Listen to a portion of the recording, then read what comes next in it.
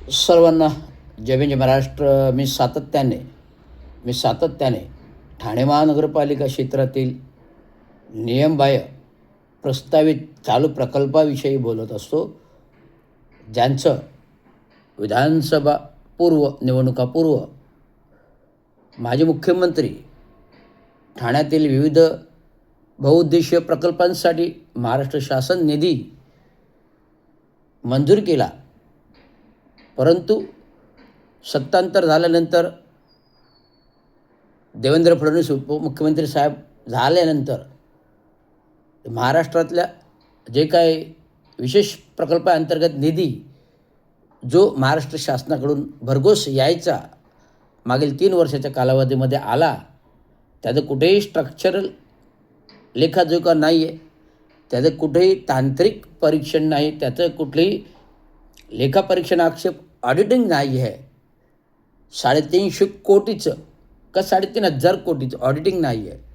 आणि मागील 3 वर्षाच्या प्रशासकीय राजवटीमध्ये जे विशेष शासन निधी अंतर्गत प्रकल्प प्रस्ताव महासभा प्रशासकीय ठराव झाले, त्या सर्वांचं लेखाजोखा होणं महासभेमध्ये होणे गरजेचं आहे, तर ते केलं जात नाही. आत्ता 3 महासभा झालेल्या आहेत. पहिली महासभा महापौर नियुक्ती, दुसरी महासभा जी होती ती अजित पवार साहेबांसाठी दुःख व्यक्त श्रद्धांजलीपर होती, आणि जी खंडित महासभा जी काल झाली त्याचे मूळ मुद्दे 15 प्रश्नांबाबत होते, तात्काळ मंजुरी दिली. आणि लक्षवेधी जे काय नगरसेवकांच्या होत्या, ज्याने जो काय आर्थिक ताळेबंद लेखाजोखा आणि 3 वर्षाच्या कालावधीतील मागितला होता, लेखापरीक्षणाचा ऑडिटचा आक्षेप आणि विविध प्रशासकीय ठराव प्रशासकीय काळात झालेली त्याचा लेखाजोखा मागितला होता, तो महासभेमध्ये मांडणं गरजेचं असताना महापौरांनी महासभा खंडित केली. तर हा केवळ कुठे लोकशाही प्रणालीमध्ये नियमाच्या तंत्राचा अभाव असल्यामुळे, त्यामुळे हा झाला लोकप्रतिनिधींचा विषय. परंतु एक प्रशासकीय माजी अधिकारी आणि महाराष्ट्र म्युनिसिपल कर्मचारी युनियन या दृष्टिकोनात मी कामगारांचा विचार करतो, कामगारांच्या पोटाचा विचार करतो, कामगार जे 24/7 काम करतात त्यांच्या मेहनतीचा विचार करतो, त्यांचं मूल्य त्यांना वेळेत मिळालं पाहिजे, ते गेली 5 वर्ष मिळत नाही आहे. थकीत प्रॉव्हिडंट फंड, ग्रॅज्युटी, 7वा वेतन फरक जो 1 वर्षामध्ये अभिजित बांगर साहेबांनी 2021मध्ये जाहीर केला होता, आज 5 वर्ष झाली तरी तो थकीत वेतन, थकीत भत्ते मिळत नाहीत. 10, 20, 30चे भत्ते मिळत नाहीत. म्हणून मी 20 तारखेला महासभा दिवशी अर्धनग्न आंदोलनाचं घेऊन बसलो होतो. महासभांना इशारा होता, आणि महापौरांनी आणि उपमहापौरांनी माननीय आयुक्तांना युनियनच्या पत्रावरती पत्र तत्काळ कारवाई करण्याचे आदेश सूचना दिलेल्या आहेत.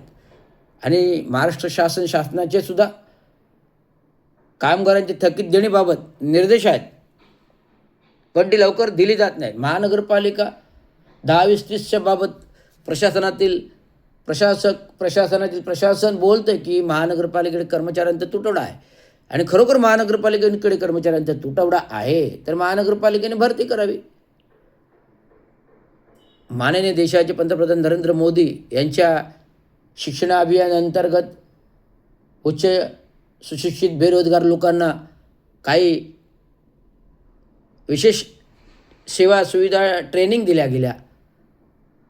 तांत्रिकदृष्ट्या 6 महिन्याच्या कालावधीसाठी भरती करून ट्रेनिंग दिल्या गेल्या. ते मुलं शिकल्यानंतर, ट्रेनिंग घेतल्यानंतर कुठे आहेत? त्यांना महानगरपालिकेच्या सेवेत घ्या. लोकांना रोजगार हवा आहे, काम हवं आहे, पोटाला व्यवसाय हवा आहे, आणि आज महानगरपालिकेमध्ये कर्मचाऱ्यांचा तुटवडा आहे, स्वतः प्रशासन म्हणते. मग अशा लोकांना कॉन्ट्रॅक्टवरती भरती करायची आण द्या. घनकचरा निवेदन ठेकेदारी पद्धत जी वर्षानुवर्ष मला वाटतं 2005पासून का 95पासून चालू झालेली आहे, त्याच्यामध्ये महानगरपालिका घनकचऱ्यामध्ये असंख्य कोट्यावधी रुपयाने लुटली जाते. वर्षाखातर नाले सफाई हो, गटर सफाई हो, रस्ते सफाई हो, विविध साफसफाई, कचऱ्याची विल्हेवाट लावो, खत कारखाना असो, अनेक वर्षाला नवीन खत कारखान्याचे प्रकल्पाचा प्रस्तावित आणला जातो, तो टेम्पररी आणला जातो, टेम्पररी खर्च होतो, नंतर तो बंद होतो. करोडो रुपये महानगरपालिकेच्या कराचे पैसे जातात. म्हणून मी महानगरपालिकेला विनंती केली आहे की ते ठेकेदारी पद्धती आहे, घनकचरा ठेकेदारी पद्धत बंद करा. आणि या घनकचरा ठेकेदारी पद्धत जे ठेकेदारी पद्धती कॉन्ट्रॅक्टवर कर्मचारी वर्ग काम करतो आहे त्यांना सेवेत अंतर्भूत करून कॉन्ट्रॅक्टवरती नेमणूक करा आणि कॉन्ट्रॅक्ट बेसिसचं जे काही त्यांना देय आहे शासन जे अनुसार ते त्यांना लागू करा. ठेकेदार पद्धतीमध्ये त्यांना ते पूर्ण वेतन मिळत नाही. जो 18,000च त्यांना मिळतो, जो 18,000 का 25,000 का 26,000 का 28,000 आहे, जो 28,000 आहे त्यांना कापून 10,000 18,000 मिळतो. त्यातूनही फंड कापला जातो. म्हणजे 10,000 विविध ठेकेदारांच्या खिच्यात जातात, कंपन्यांच्या खिच्यात जातात. जो मागील मार्च विधानसभेमध्ये हा प्रश्न आला होता, ठेकेदार घनकचराचे कसे कर्मचाऱ्यांचं वेतन लुबाडत आहेत. 10,000 रुपये 28,000मधून 10,000 कंपनीला जातो आणि 18,000मधून त्यांचं फंड वगैरे वजा जातात, त्यांना 15,000 मिळतं. त्यामुळे सफाई कामगार कॉन्ट्रॅक्टवर काय करणार. त्यांना अनेक सुविधा आहेत, विम्याच्या आहेत, संरक्षणाच्या आहेत, आरोग्याबाबत काम करताना त्यांना कपडे आहेत, हँडग्लोव्ज आहेत, मौजे आहेत, बुटं आहेत, चपला आहेत, या सगळ्या गोष्टी आहेत. धुलाई भत्ता आहे, धुणी भत्ता आहे, सर्व भत्ते लागू सफाई कर्मचाऱ्यांना होतात. जे पूर्वी महानगरपालिका स्वतःहून कर्मचाऱ्यांना कपडे द्यायचे आणि त्यांना धुलाई भत्ताही द्यायचा, ओव्हरटाईम द्यायचं. जर जास्त कर्मचारी काम केलं ओव्हरटाईम द्यायचं, तो आता ओव्हरटाईम भत्ताही बंद आहे. असे विविध प्रश्न ठाणे महानगरपालिकेच्या सफाई खात्यातील कर्मचाऱ्यांचे आहेत आणि अधिकाऱ्यांचे आहेत आणि विविध नियमबाह्य भरती आणि चार्जेसबाबत आहेत. जे चार्जेस महाराष्ट्र शासनाने दिलेले नाहीत, पण महानगरपालिका बोलते महाराष्ट्र शासनानेच दिलेले आहे. मग महाराष्ट्र शासनाला विचारणा करण्यासाठी मंत्रालयात गेलो होतो डिसेंबरमध्ये. तेव्हा त्यांनी ते पत्र पाहिलं. साहेब तुमचे पत्र आलेले आहेत, आम्ही पाहिले, पण हे कार्यभार चार्जेस आम्ही दिलेले नाहीत, महानगरपालिकेने दिलेत असं स्पष्टीकरण मला दिलं.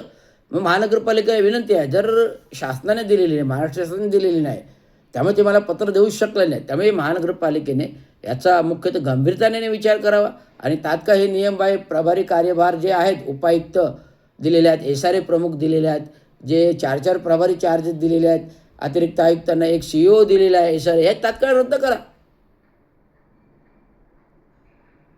मागील 2014मध्ये अनुसूचित जाती जमाती वर्गाच्या पदोन्नतीच्या भ्रष्टाचाराचा कथित भ्रष्टाचार आयोगाकडून आलेला आहे नोटीस, त्याचा अहवाल अजूनपर्यंत पोहोचत नाही, तो उघड करा.